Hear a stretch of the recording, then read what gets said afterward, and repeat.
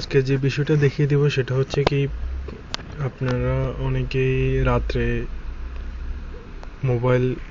মোবাইলে ভিডিও দেখেন অথবা অনেক রিডিং পড়েন, যেটা মোবাইলের যে আলোটার জন্য আপনার চোখের খুব ক্ষতি হচ্ছে।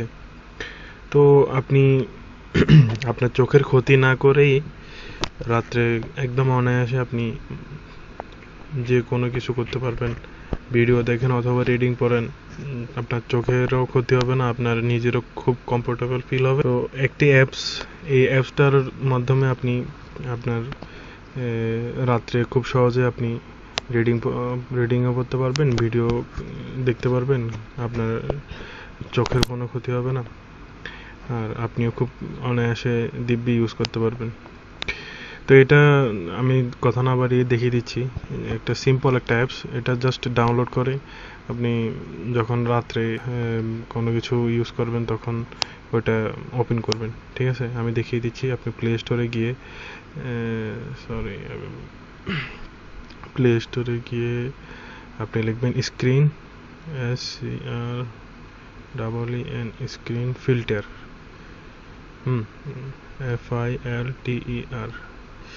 Screen filter. এটা লেখার পর সার্চ দিবেন।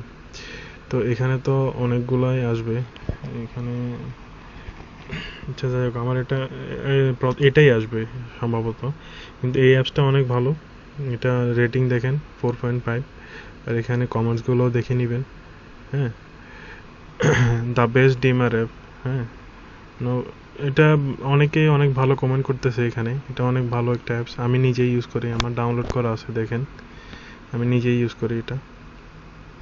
তো আপনি ডাউনলোড করার পর খুব কম এমবির, আপনি ডাউনলোড করার পর সিম্পলি এই যে আমি ওপেন করার সাথে সাথে এই কমে গেল। এইভাবে যদি কমে যায় তা দেখেন একদম ব্রাইটনেস একদম কমে গেছে এরকম। তো আমি যদি ওইটাতে যদি ব্রাইটনেস আপনি এটার ঠিক করতে চান, তাহলে আপনাকে এইভাবে ব্রাইটনেস কমিয়ে বাড়িয়ে, এই যে দেখেন কমিয়ে বাড়িয়ে এগুলো ঠিক করা যাবে। এটা দেওয়ার পর এনেবল স্ক্রিন ফিল্টারে দিলে একদম কমে যাবে। একদম কমে গেছে। হ্যাঁ,